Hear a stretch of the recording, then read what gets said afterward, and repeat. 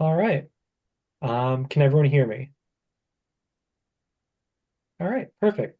I think we have everybody who's RSVP, so I just want to say welcome. Thank you for your interest in the Lexington Center. Let me share my screen.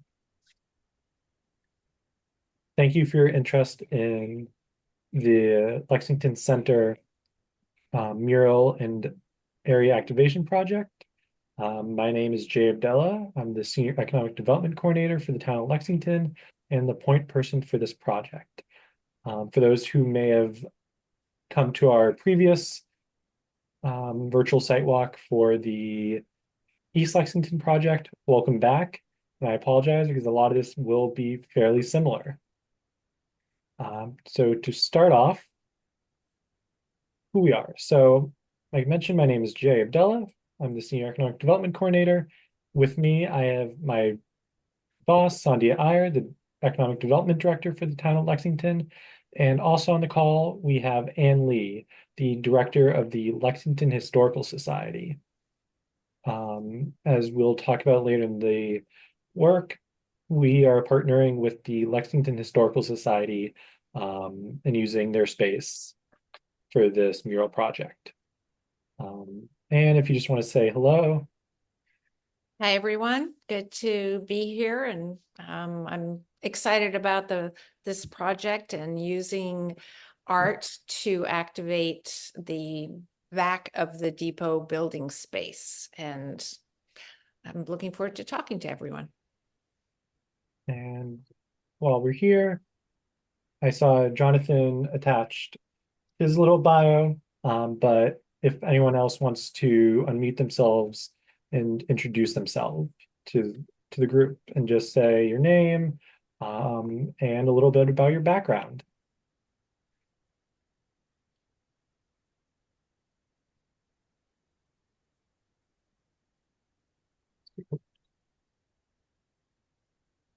Am I unmuted?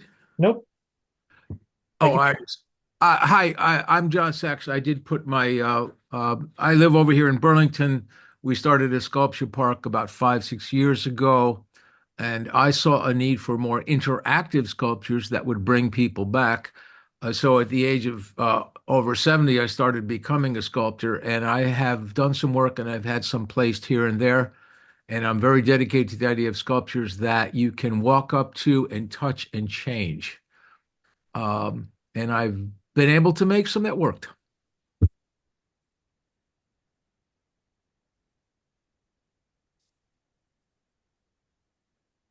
Let's see. Alexander also put his information in the chat. Hi all, Alexander Golob here. My practice is centered on contextual and community-based public art. And then I believe we also have Susan. Susan, you're muted.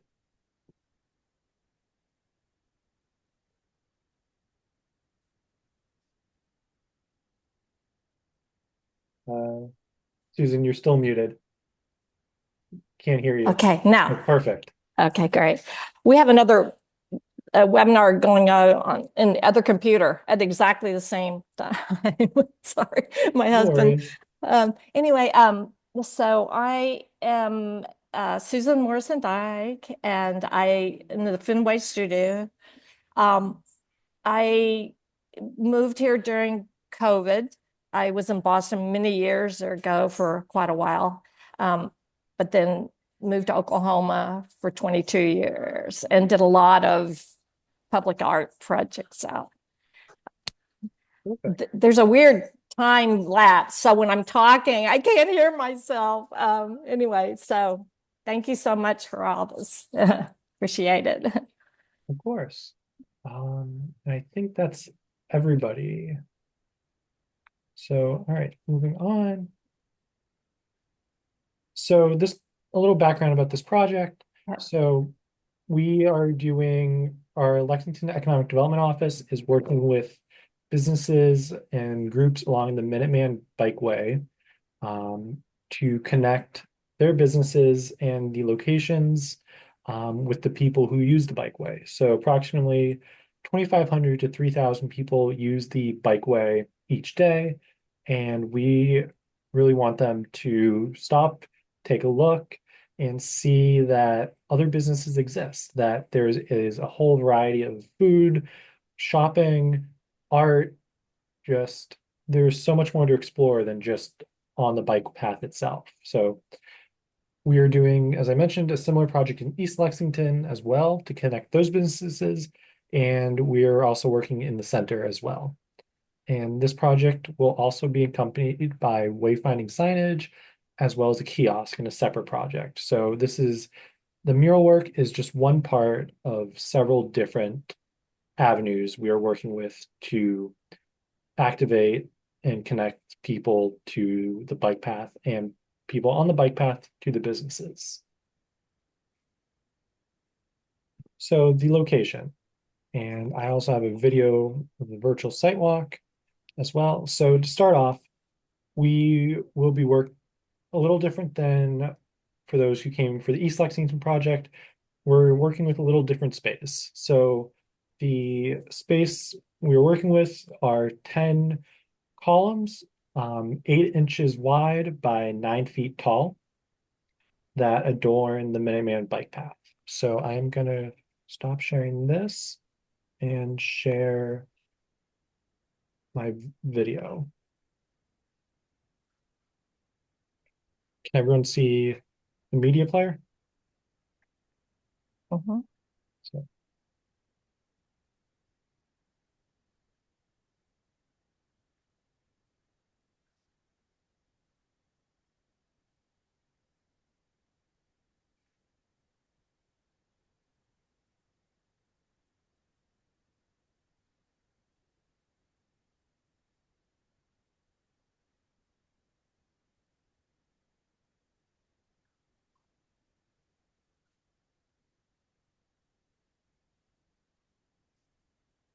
that's one video.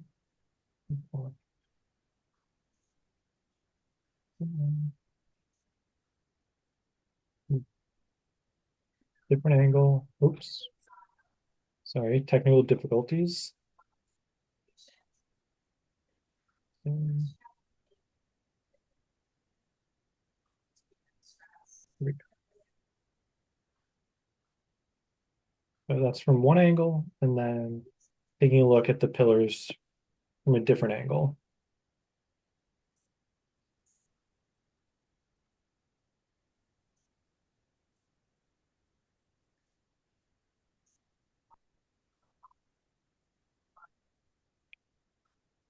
And as you can also see, there's some extra space around the area as well.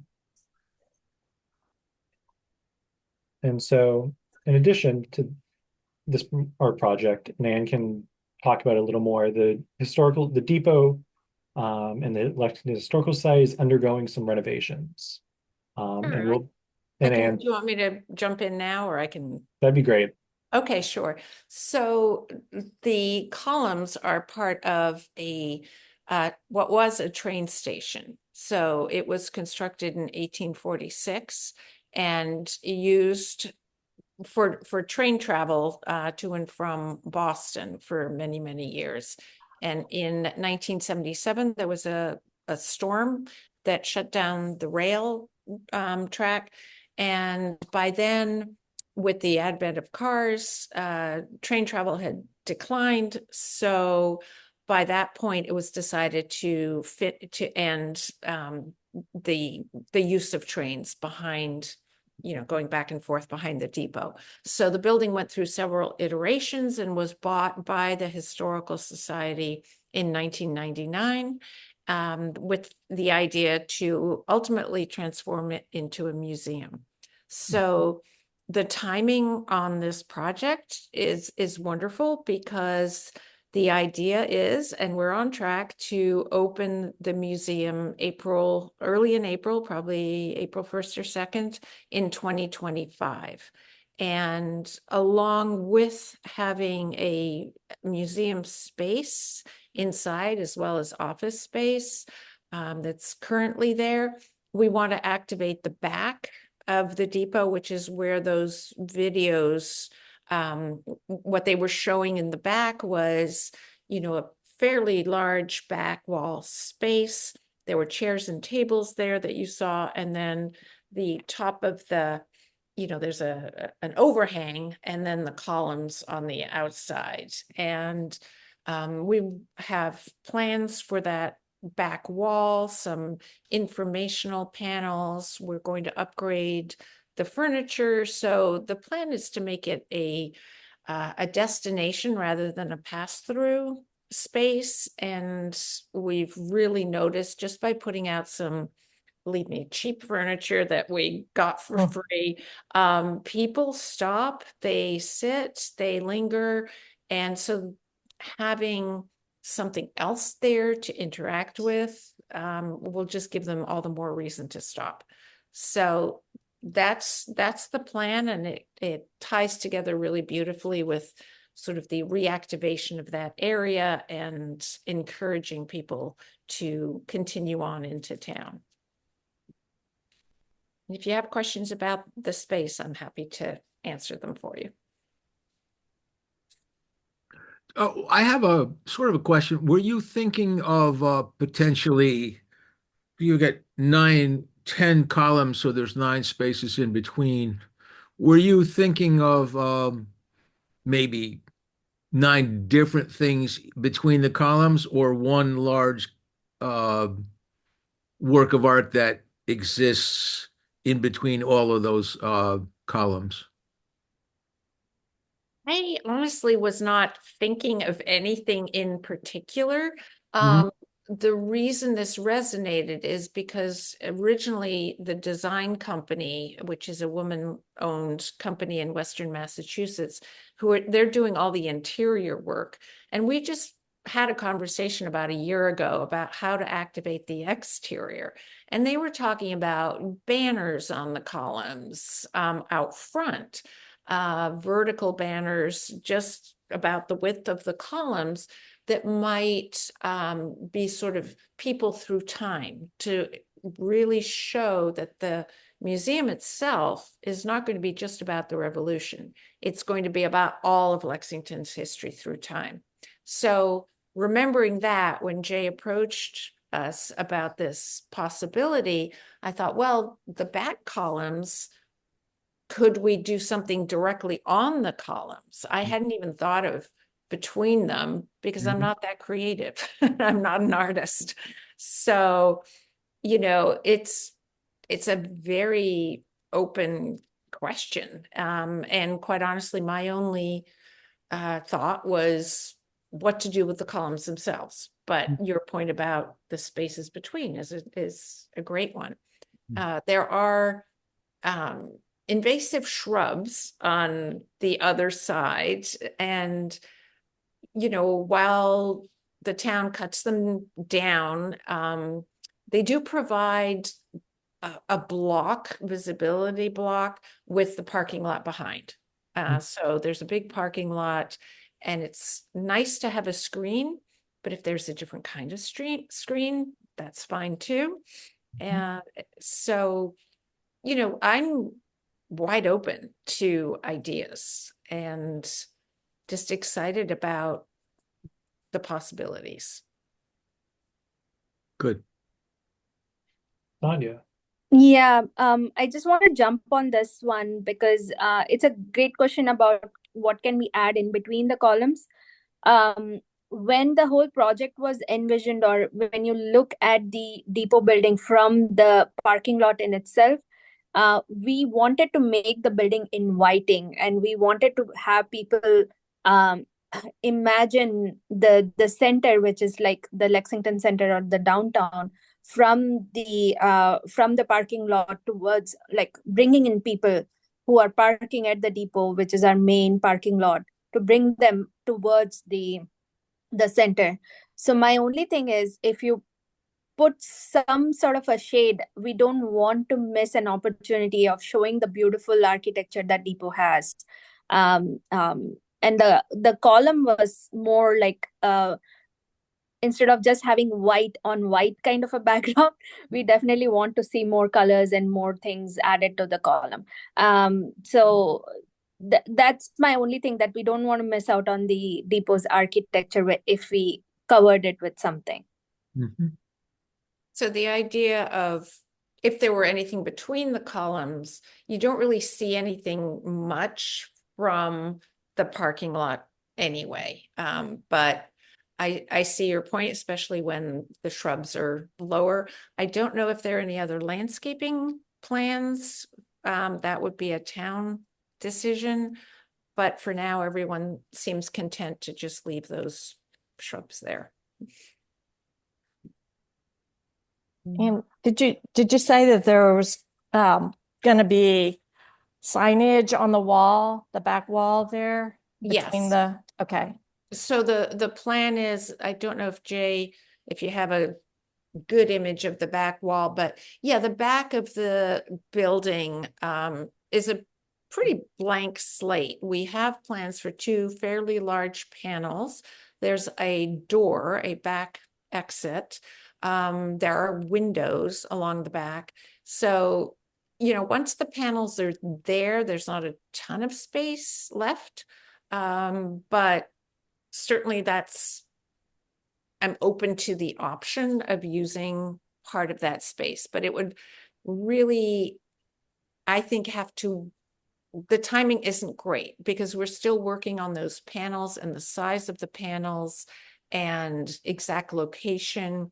So that's why I think the column area is freer and there won't be any construction taking place on that side of the bikeway.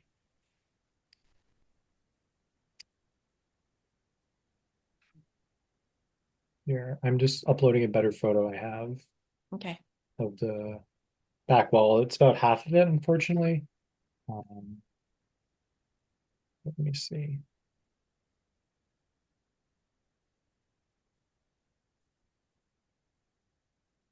Mhm.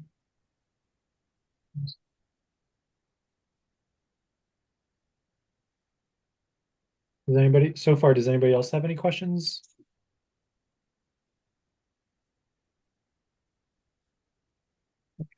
Um, Stop sharing this.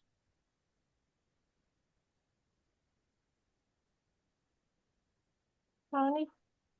Can everyone see this photo? Yep. All right, so unfortunately half the back is cut off. I'm gonna mute that. Zoom in. So the door there is the middle. And then you can see there's two windows on the right. There's also two windows on the left. And the panels will go sort of on the outer edges. So when you Right. look at the right-hand side, exactly where the pointer is, that's where one panel will go, and then balanced on the other side as well. Now, just to be clear, the bikeway, does it actually go right through this? Because I see a yellow line in the background. Does the bikeway actually run right through this, or is it near this? Yes. No, it's right Right through through it. it. That's where one of the train tracks was. Right. The other track going in the opposite direction was on the, as you're looking at it, the right-hand side of the You can columns. hear it. Okay. So I do have one question. There's two browsers open. Without being too self-serving, The other I think that Yeah, but when you're on, just get out of that. that my interactive sculptures would actually be quite wonderful, and the subject matter, the visual that you manipulate on the sculptures is actually quite flexible. They can even be photographs. They can even be based on historical photographs, all kinds of possibilities. However, it did just occur to me that if somebody is standing there uh, adjusting and manipulating and interacting with the sculpture, would they then form No, a in the other one. block to people trying to get by on the bike path? Do we not want to encourage people to stand there? So I'll answer that just based on the busyness and what we see. The as you look at this image, on the left-hand side, sort of where the leaves are, that line, that's all brick. So that's kind of a brick patio, and that's where people congregate and sit and stand.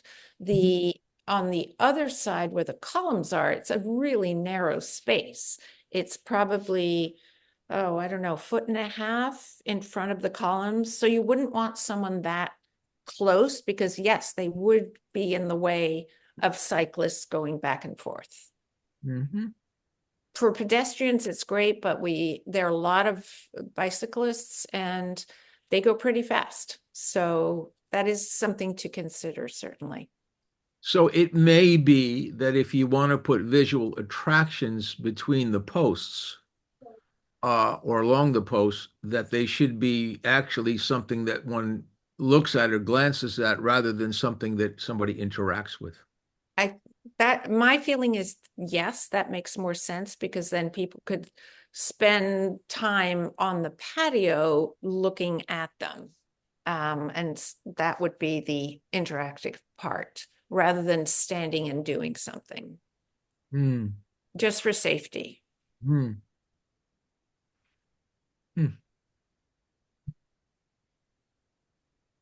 Interesting. All right. Here, we can move on. So, can everyone see the presentation We're still looking at the picture? we're looking at the file folder. Oh, cool. Good to know. Now we're back. Now we're back to the screen. Okay. Perfect. All right.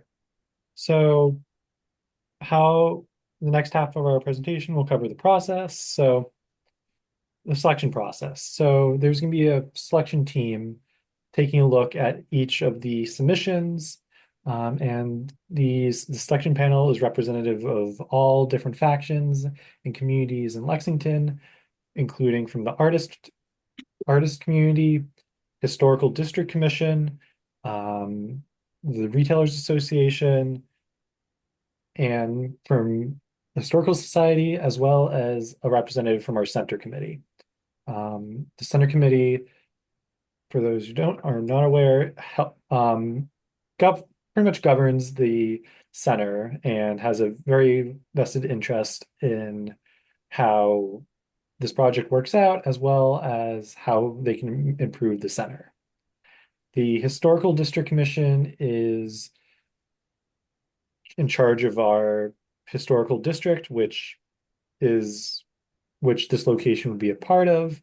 And so when we are going through this process, the artist would be they'd be working alongside us and ensuring that the artwork is amendable to to standards of the town and reflective of of the historical nature. So, as mentioned, this project is a two-phase project where interested artists will submit their qualifications to our call for artists on our page. Has everybody seen that webpage with the call for artists and the submission portal? Not yet, but I will. Sounds good. I'm happy to send you a link after this. So this phase one is fairly straightforward. We were just looking for who you are, past experiences, 3 samples of similar projects with focus on public art design and fabrication. We would love to see projects of similar size. And so when you submit your projects, if you can put on project size, square foot, how big the project was, so we can gauge experience working with this type of space. And then a 2-paragraph-ish artist statement outlining why you're interested in this opportunity, your philosophy with public artwork, how you approach community engagement, and finally, how do you respond to feedback from commissions and committees? This process I had mentioned will probably be taken a look at by several different committees And so you'll probably be hearing a lot of feedback and thoughts from several different groups. So if you've had any feedback working with that, especially with historic commissions, highly recommend putting that in your artist statement. And so after all of our artists submit their qualifications by Friday, November 22nd at 11:59 p.m., the selection team will come together, review everybody's qualifications, and select 3 finalists. And each finalist will receive a $1,000 stipend to use for their conceptual drawings.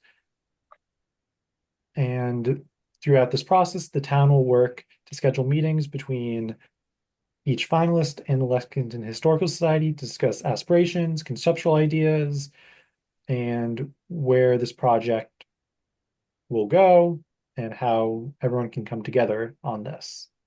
And then 2 weeks after the initial contract, finalists will submit conceptual designs, a timeline for installation, technical requirements, installation plans, and an itemized budget to us. And the selection panel will review each application and award the contract to one artist and their team.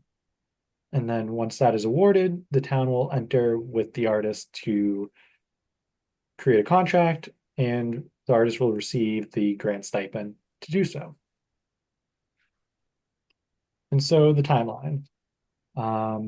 This is the abbreviated timeline. There are some dates that can be moved around, but our deadline to encumber the funds and have a contract signed is December 31st. So this is going to be a tight timeline. We can try and move some dates around to accommodate artists, but just want to give you that acknowledgement that this will be probably a tight deadline. So Call for Artists has already been launched. Today is the meeting for the Q&A, and then everything is due next Friday at 11:59 for all the qualifications are due at 11:59. The selection panel will come together, hopefully that next week, and select the finalists. And the finalists will hopefully be able to begin their conceptual drawings by Friday, November 29th. And then we'll have the period between November 29th through December 13th. This might also be extended a week to December 20th, depending on when the selection panel can meet. And then around Christmas time was when the finalist will be awarded the contract, everything is signed, and the project can begin. And then there are some project check-in dates at the bottom. That is just placeholder dates. We are happy to work with the artist in creating a feasible timeline for them to produce the work. And that is it. Are there any questions that you may have?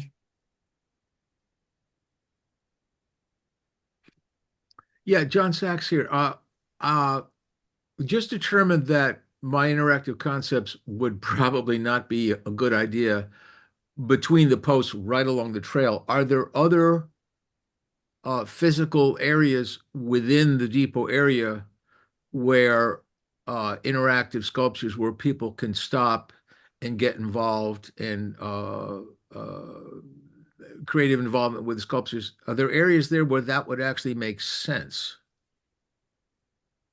And if you want to hop in, Yeah, sure. So the patio area, we currently have, and I don't know if you saw that in the video, there is currently a standing sculpture here, on let me one corner. And pull up. There's a video I can pull up that has it. yeah, it was basically something that was part of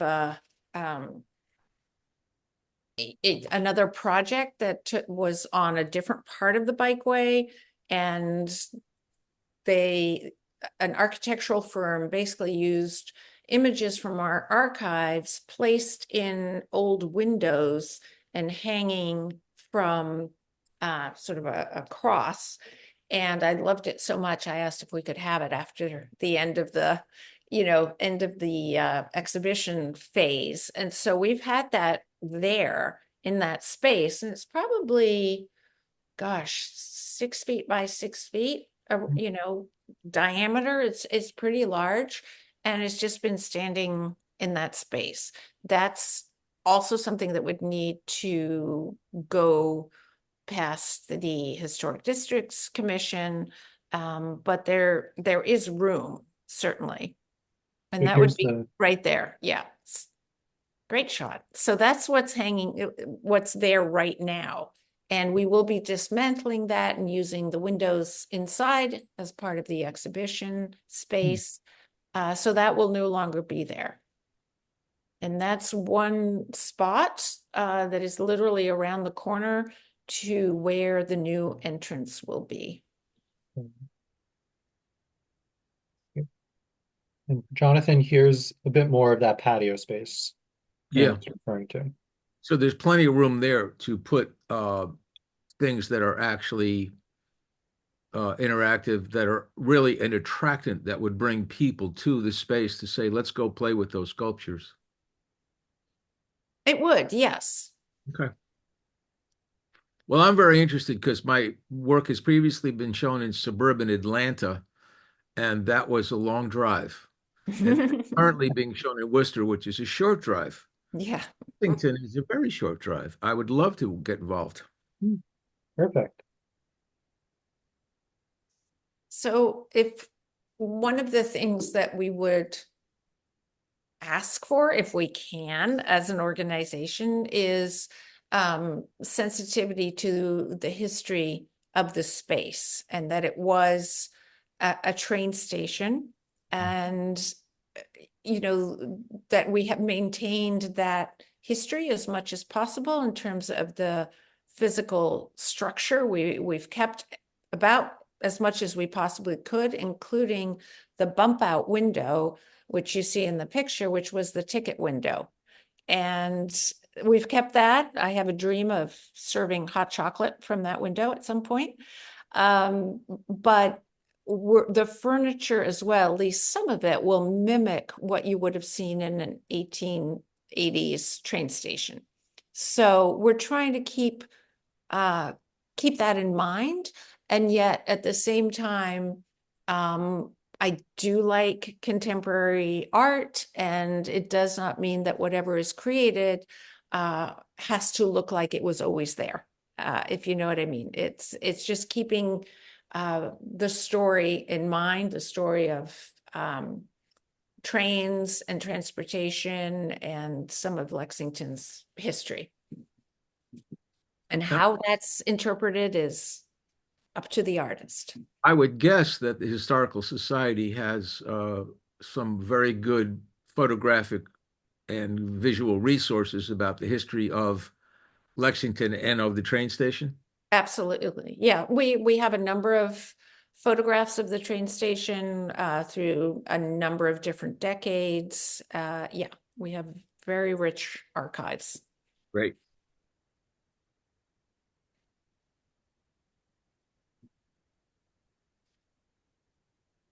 So I have a question. So your concept, actually, the first when you first apply, it'll just be your past work. Yep. And then, but if you have all these ideas for the concept, you just hold on until if you end up being a finalist. Is that right? I would say definitely talk about, you can use, let me go back to the question real quick. Stop sharing. Let me pull up the invitation again. Oops, that is weird. Sorry, my computer's glitching. Let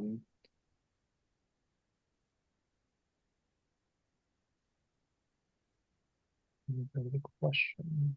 Click. Can everyone see the presentation? Just, So I would say in your artist statement, I would say you can probably honestly include your ideas and why this opportunity is interesting. okay, I think there's room to include that. right.